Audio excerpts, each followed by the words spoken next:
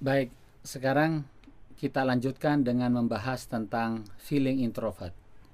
Mesin kecerdasannya feeling dengan drive introvert yang membawa dari dalam keluar.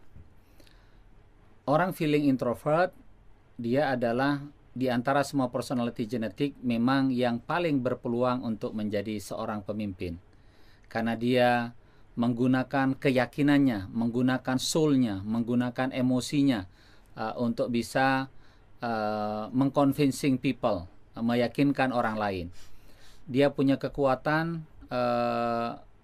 melakukan perombakan besar-besaran di dalam dirinya dengan menyerap aspirasi dari luar, tetapi meskipun begitu dia tetap fokus kepada apa yang kongruen dengan suara hatinya. Dia memilih sesuatu yang cocok, yang kompatibel, yang tidak bertentangan dengan jati dirinya.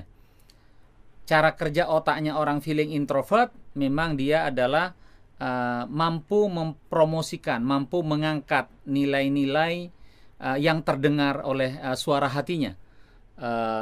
Karena itulah bagi orang feeling introvert, karena chargingnya tadi dari dalam kepada keluar, feeling yang dari dalam keluar itulah yang keluar berbentuk ideologi, idealisme dia, sesuatu yang sangat futuristik yang akan dikejar, dan itu semuanya berangkat dari keyakinan dia tentang sesuatu.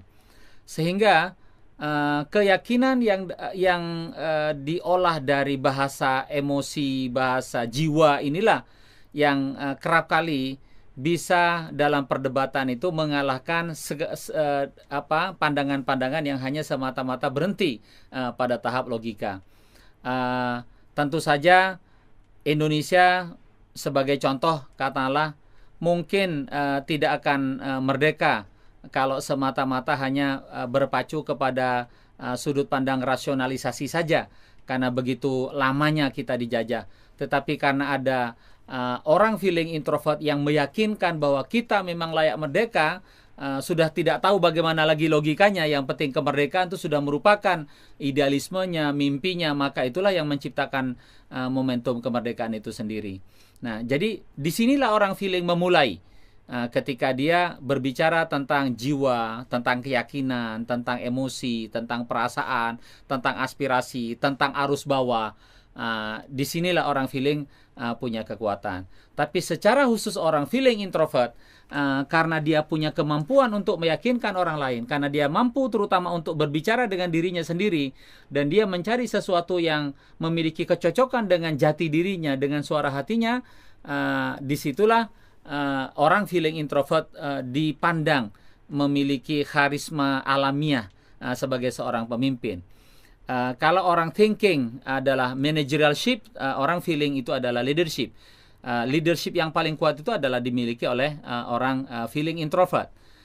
Jadi orang feeling introvert mampu mengconvincing orang justru berangkat dari sesuatu yang diyakininya, dari hati nuraninya dari dalam. Nah, sementara kalau berbicaranya adalah keyakinan yang datang dari dalam, yang sumbernya dari dalam, itu dia memiliki rentang pengaruh yang justru lebih kuat dibandingkan dengan semata-mata logika. Dan ini juga yang menjadi alasan mengapa orang thinking yang bisa mengalahkan orang intuiting. Dalam konteks ini orang thinking bisa dikalahkan orang feeling. Di mana logikanya? Logikanya karena keyakinan itu memiliki daya pengaruh yang lebih kuat daripada rasionalisasi.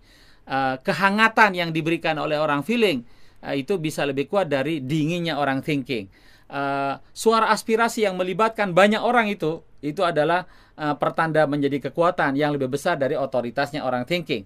Nah, inilah yang disebut dengan kemampuan leadership pada orang feeling menjadi sebuah bakat alami. Terutama adalah pada orang feeling introvert yang kerap melakukan otokritik pada dirinya, mencari kebenaran di dalam suara hatinya, mencari yang kongruen dengan nilai-nilai yang dibangun di dalam dirinya. Otaknya pun bekerja hanya bila mana dia mendengar nilai-nilai yang sesuai dengan suara hatinya. Nah, kekuatan nurani, keyakinan, jiwa yang dimiliki oleh orang feeling ini yang mampu menaklukkan dunia, menaklukkan sekitarnya, menjadi seorang pemimpin yang baik. Tapi dalam urusan percintaan, secara gampangnya feeling introvert ini lebih mirip seperti cintanya seorang perempuan.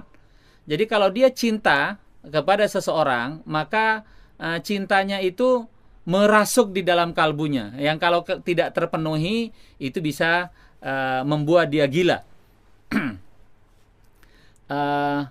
Kalau dia senang dengan seseorang, cinta pada seseorang, barangkali sudah sempat mereka saling bersambut gayung, sempat menjadi seorang kekasih, tapi karena faktor tertentu orang tuanya memisahkan mereka. Maka kalau dia adalah feeling introvert, dia akan tulis di truknya dia, "Kutunggu jandamu." Karena dia nggak mau berpaling ke orang lain. Begitu dia udah cinta, cintanya mendalam pada orang itu. Ya, seperti cintanya seorang perempuan. Ya, demikian juga kalau dia sudah menyukai sesuatu, maka kesukaannya itu secara agak berlebihan, dia pegang kuat-kuat, dia fanatik dengannya. Nah, itu adalah ciri dari seorang feeling introvert. Bisakah seorang feeling introvert berbisnis? Bisa, tetapi dia bagusnya jadi owner, dia bagusnya jadi investor. Kenapa? Karena kalau dia menjalankannya bisnis tadi, yang selalu jadi fokus dia itu adalah semata-mata membangun winning team, tim yang solid, tim yang hebat. Betul bahwa winning team ini, tim yang menang itu, tim yang hebat itu merupakan faktor utama di dalam keberhasilan sebuah bisnis, tetapi tidak satu-satunya. Jadi begitu dia terlalu sibuk dengan membangun winning team, mungkin dia sudah keteteran dalam produk yang ketinggalan zaman, pergerakan pesaing yang sudah begitu cepat, perkembangan teknologi yang sudah nggak bisa terkejar oleh dia, sementara dia masih terus berkutat kepada masalah bagaimana membangun SDM yang kompetitif, yang sehat dan segala macamnya. Sehingga yang paling bagus bagi orang feeling ketika dia berbisnis jadilah seorang investor. Pelakunya serahkan kepada orang lain, delegasikan kepada orang lain. Dan terutama yang paling penting pada orang feeling itu kodrat yang sedikit mengganjal keberhasilan prestasinya, yaitu adalah karena dia malas berpikir. Sehingga perkara-perkara yang rumit diambil gampangnya saja, diputuskan secara cepat dan terkadang agak sembrono, tanpa harus mengkalkulasi secara tajam, secara mikroskopik, tidak secara akurat, dan akhirnya keluarlah keputusan yang mengedepankan nyali dan keberanian semata, tetapi minim dalam kalkulasi dan akurasi. Nah, namun demikian, feeling introvert inilah yang bisa melakukan sebuah perubahan yang besar melintasi zaman. Karena kalau orang intuiting itu adalah perubahannya itu berangkat dari ide, tapi kalau orang feeling itu adalah perubahannya itu adalah orang, mentransformasi orang, dan itu memang memerlukan energi yang besar, dan orang feeling memiliki itu. Ya, itulah yang disebut dengan bakat alaminya, terutama orang feeling introvert yang muncul karisma kepemimpinan yang kuat. Kalau orang thinking itu adalah karisma wewenang, karisma kekuasaan. Tapi kalau orang feeling itu adalah karisma sejati sebagai seorang pemimpin yang alami, memang punya kemampuan dengan komunikasi, mengconvincing people.